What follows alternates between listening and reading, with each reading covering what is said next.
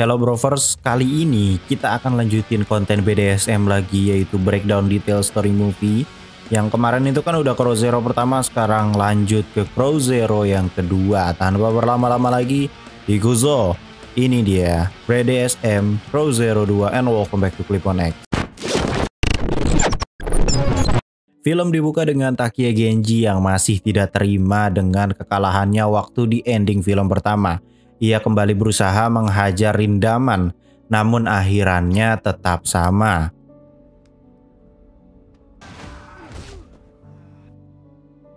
Di sisi lain, ternyata Serizawa bertaruh ke Genji, namun nyatanya dia tetap kalah kan. Jelas di sini para murid Suzuran, mau itu fraksi Serizawa ataupun fraksi GPS, sudah merasa bahwa Genji memang belum sebanding dengan Rindaman. Namun walaupun begitu, fraksi Serizawa masih merasa bahwa sebenarnya Genji menang karena bantuan dari Bando. Di sisi lain, kita diperlihatkan seorang pria yang baru keluar penjara. Dia bernama Kawaishi Noboru. Faktanya Noboru merupakan pelaku pembunuhan beberapa tahun silam waktu Suzuran dan Housen bertempur. Nah, pria yang dibunuh Noboru itu bernama Bito Makio, yang kini adiknya baru ditransfer ke Housen. Tak lama berselang, Noboru dijegat oleh pasukan Housen yang sudah siap menyambutnya dengan tinju mereka. Jelas di sini Noboru jiper ke tulang dan memilih untuk ambil langkah 1000. Tanpa sengaja, Noboru ini malah ketemu sama Serizawa Army yang pas banget lagi ada Serizawanya. Pasukan Housen yang saat itu dipimpin oleh Toshima Toba berkata kalau ini sudah bukan urusan dari Suzuran, karena kedua sekolah itu punya perjanjian untuk tidak saling menyerang akibat kasus pembunuhan yang dilakukan oleh Noboru ini. Dan yang dibunuh jelas bukan orang sembarangan cuy, yang dibunuh tuh biangnya. Makanya Housen semarah itu dengan Noboru. Akan tetapi Serizawa tetap bersikeras melindungi Noboru. Tanpa sengaja, perseteruan itu dilihat oleh Genji. Jelas di sini Housen tidak tahu menahu kalau Genji menjadi pemimpin Suzuran untuk saat ini. Dan yang dilakukan Genji adalah... ya, sangat bijak sekali ya guys ya. Dengan ini perjanjian perdamaian antara Suzuran dan Housen pun rusak. Kini Housen resmi kembali berkonfrontasi dengan Suzuran. Kemudian diperlihatkan flashback di mana Housen dan Suzuran bertempur 2 tahun lalu. Pada saat itu, Bito Makio yang jadi Raja Housen berhadapan dengan Noboru. Namun, Noboru curang karena main pisau hingga Bito Makio modar. Serizawa Army yang menyaksikan hal itu terlibat perjanjian dengan Housen untuk tidak saling menyerang. Sedangkan Noboru tuh dipenjara akhirnya. Jelas di sini Genji rada kepikiran karena dia terlalu sumbu pendek untuk jadi seorang pemimpin. Di sisi lain, Noboru datang ke kantor bosnya Ken Katagiri. Namun ia baru tahu kalau Ken Katagiri sudah dibunuh oleh bosnya karena melanggar peraturan. Padahal sebenarnya kan si Ken itu masih hidup ya. Berlanjut pada Housen yang mengadakan rapat besar di mana mereka akan menyatakan perang dengan Suzuran. Untuk saat ini, Housen dipimpin oleh pria bernama Narumi Taiga. Mereka punya semacam second lead kayak semacam Ozawa Hitoshi gitu cuy. Ada Matoba, Ryo, Rikia, Hayato, dan tentu saja anak baru si Bito Tatsuya. Adiknya Bito Makio tuh ya. Di sini juga ada Washiogota yang tadinya ditendang sama Serizawa di film pertama cuy. Washiogota ini sekarang ditransfer ke Housen. Keesokannya Genji menemui si Serizawa yang sedang gabut. Di sini Genji tidak mau Serizawa Army terlibat karena pada dasarnya yang merusak perjanjian tersebut itu si Genji, bukan Serizawa. Maka dari itu GPS lah yang akan menghadapi Housen.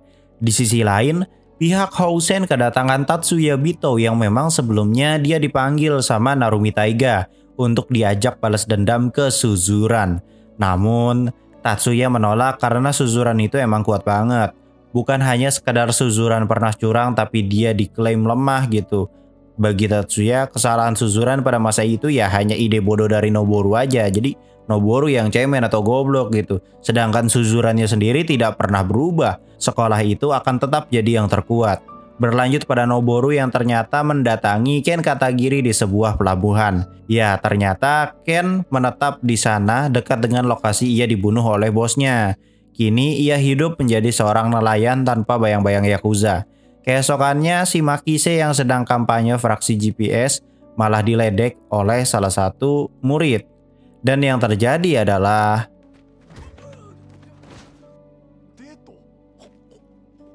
tak lama dari itu, ia ditelepon oleh Kyoko, wanita yang ada di film pertama anjing. Nah, dia ini ngajak ketemuan lagi sama si Makise di pinggir sungai besok anjing, cabul parah goblok. Di saat yang bersamaan, ternyata Izaki juga kampanye cuy buat ngajak fraksi lain biar gabung sama GPS. Contohnya si trio Ebisuka ini. Jelas di sini GPS memang butuh orang yang banyak ya kalau emang mau perang sama Housen. Malam harinya Genji diperkenalkan ibu barunya cuy anjir. Random banget anjing bokapnya teh. Di saat yang bersamaan, Mikami Kyodai mengundurkan diri dari Serizawa karena mereka akan bergabung dengan Genji. Serizawa pun mewajarkan hal itu karena memang dia tahu kan Genji butuh pasukan banyak. Keesokannya, Genji mengadakan rapat besar kepada pengikut baru GPS untuk berhadapan dengan Housen.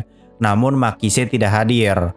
Faktanya, Makise sedang sibuk memanjakan otongnya cuy dengan membeli pengaman lalu ia datang ke pinggir sungai sesuai janjian sama Kyoko. Anjir emang si Dude mau perang cuy si eta teh. Nah, si Makise ini udah masang jebakan kayak mainan ular gitu biar Kyoko ketakutan. Kemudian Makise dapat pujian kan dari dia.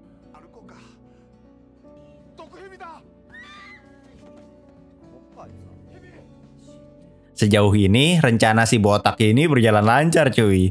Akan tetapi saat Makise mau bertempur tiba-tiba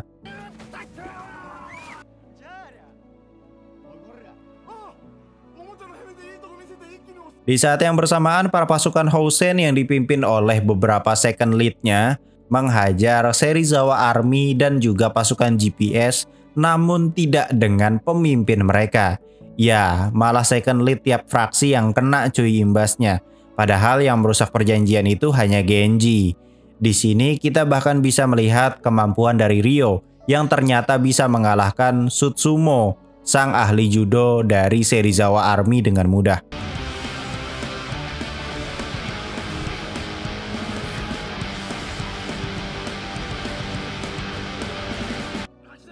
Sedangkan Makise dan yang lainnya berhasil kalahkan Kroco Housen cuy. Washiogota berusaha membunuh si Makise pakai pisau tuh di situ. Untungnya hal itu digagalkan nama Narumi Taiga. Di sini Narumi Taiga tuh cukup respect ya dengan si botak cabul ini karena kan doi lelaki sejati parah. Ia pun kini penasaran dengan sosok pria yang katanya berhasil kalahkan sosok Serizawa.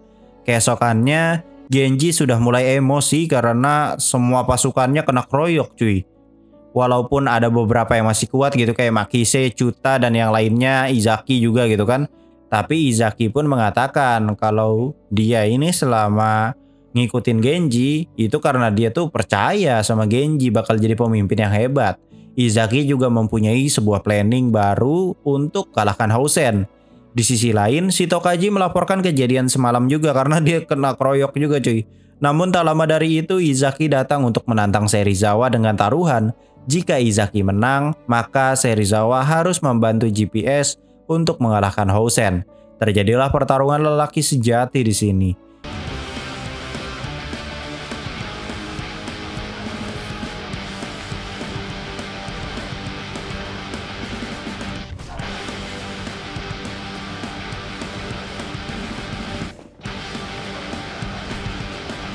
Ya, pertarungan dimenangkan Serizawa cuy ternyata. Di sisi lain, Noboru datang ke kantor bosnya Ken. Ia meminta untuk mendapat posisi di geng Yakuza. Namun sepulang dari sana, anak buah dari bosnya Ken itu meminta untuk melakukan sesuatu kepada Ryusekai jika ingin mendapat posisi bagus di sini. Karena Ryusekai ini emang jadi saingan berat bosnya Ken. Di sisi lain, Genji didatengin bokapnya di klub. Bokapnya itu penasaran seberapa hebat gitu ya si Genji. Namun nyatanya ya biar kata udah tua berumur tapi bokapnya Genji jauh lebih berpengalaman dalam bertarung karena dia tuh alumni Suzuran juga cuy. Ia pun mendapat wejangan dari bokapnya kalau jadi pemimpin ya jangan seumbu pendek. Saat keluar dari klub tiba-tiba ia bertemu dengan Narumi Taiga. Namun Genji belum kenal pada saat itu dengan Narumi Taiga jadi dia slow-slow aja.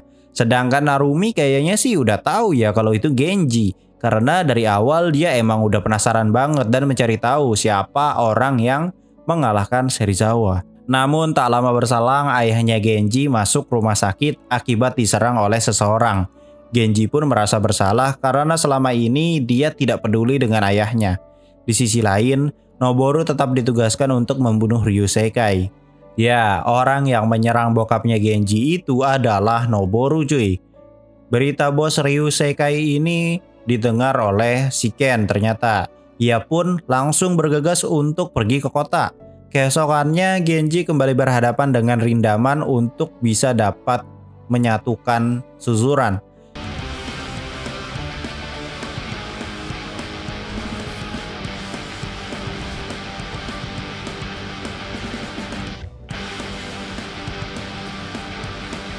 Tapi hasilnya tetap sama.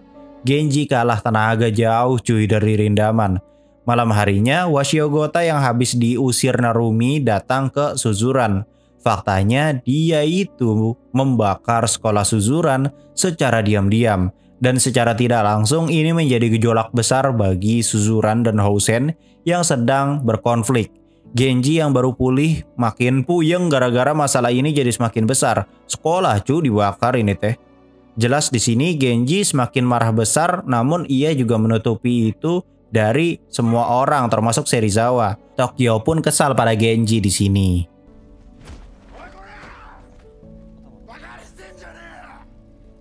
Pagi harinya Genji ditemui oleh Serizawa yang ternyata sudah tahu ya kalau Genji ada di sana. Ternyata tempat ini merupakan tempat di mana Genji terakhir melihat Ken Katagiri. Tempat ini juga merupakan peringatan perang antara Serizawa dan juga GPS. Keesokannya Washiogota kena hajar Matoba gara-gara sudah makin memperkeruh suasana. Dibakar anjing Suzuran, goblok pisan ini orang. Tak lama dari itu, Genji datang untuk menyatakan perang besar.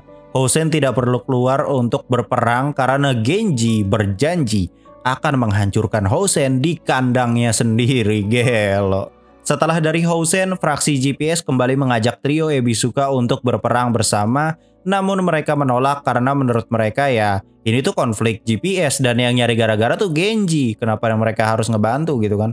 Tak lama berselang, si Genji ngomong di pusat informasi Suzuran. Di sini ia mengatakan yang sejujurnya kalau dia datang ke Suzuran itu emang ingin mendapat attention dari ayahnya. Hingga akhirnya ia ingin menjadi pemimpin Yakuza seperti ayahnya. Ia pun kini meminta semua fraksi Suzuran untuk membantunya melawan Housen. Keesokannya, Noboru datang untuk membunuh Takiya Hideo yang sedang koma. Untungnya hal itu berhasil digagalkan Ken yang datang tepat waktu. Ken dan Noboru yang ketahuan kini harus ditangkap oleh anak buah Ryusekai.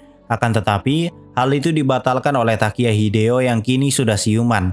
Di sisi lain, pasukan Suzuran yang dipimpin Genji hanya sedikit yang ikut serta cuy ternyata. Bahkan gak sampai setengah dari Housen. Terlebih lagi, para anak-anak kelas 1 yang dipimpin oleh trio Ebisuka menolak untuk ikut campur urusannya Genji. Karena kurang pasukan, Genji tidak mau ambil resiko kan. Ia pun membubarkan GPS kemudian berangkat sendiri ke Housen. Izaki yang menyadari hal tersebut mengerahkan seisi GPS untuk menyusul. Sedangkan Serizawa memutuskan untuk membantu dengan arminya. Di sisi lain, Genji beneran ngesolo Housen cuy di kandangnya.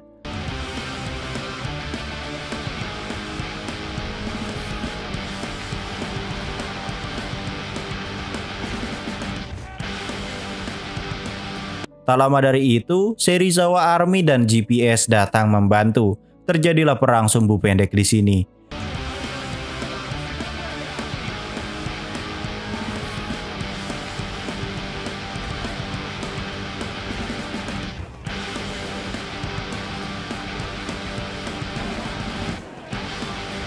Karena Suzuran cukup mendominasi dari tenaga, mereka pun nge-push sampai masuk ke dalam gedung.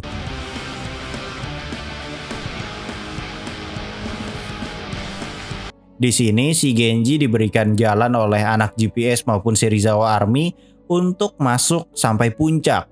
Sedangkan Narumi Taiga sedang berduel dengan jagoan dari segala jagoan kita, si abang ejakulasi dini, siapa lagi kalau bukan Makise.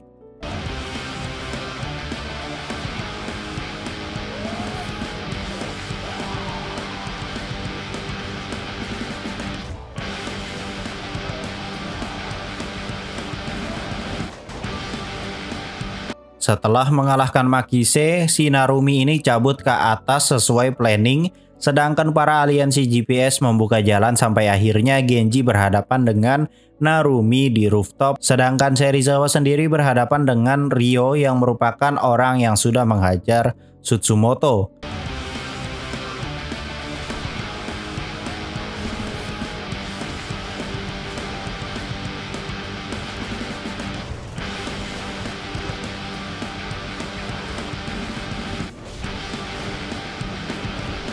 Singkat cerita, semua anak Suzuran menang atas pertarungan mereka masing-masing, hingga akhirnya Washiogota mencoba membunuh Genji namun digagalkan Tatsuya. Ia pun melanjutkan pertarungan, namun kali ini Serizawa dan Tatsuya menjadi saksi kemenangan.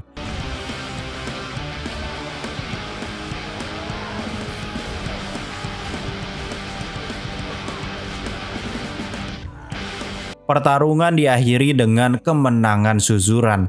Aliansi GPS dan Serizawa membuktikan kepada Housen bahwa mereka saja sudah cukup.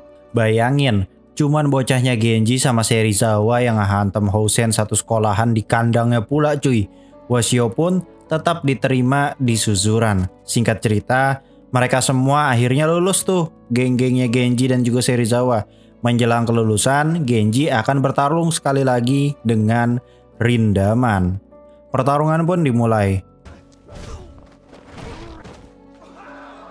Padahal Rindamannya cuma nunduk doang cuy, bocah yang nonton senangnya minta ampun, akan tetapi ya hasilnya tetap sama. Rindaman adalah sosok manusia terkuat sepanjang sejarah Cross. Oke, itu tadi adalah story movie-nya. Sekarang kita masuk ke breakdown detailnya yang kemungkinan besarnya detail-detail ini nggak akan kalian temukan di alur cerita lain karena ya sesuai dengan judul, breakdown detail story movie. Detail pertama yang gue temukan di film ini adalah template ceritanya kembali digunakan ternyata pada High Can Low The Wars X Cross. Ya, kalian gak salah dengar kok. High Can Low The Wars X Cross menggunakan format cerita yang sama persis seperti Cross Zero 2. Bahkan sampai pacing ceritanya aja itu dibuat sama. Makanya kalau kalian nonton High Can Low The Wars Cross, pasti merasa deja vu gitu cuy. Karena memang ya format ceritanya persis sama cuy. Bedanya kalau High Can Low The Wars Cross kan villainnya memang agak kurang digali, mungkin sengaja ya untuk film kelanjutannya disiapin.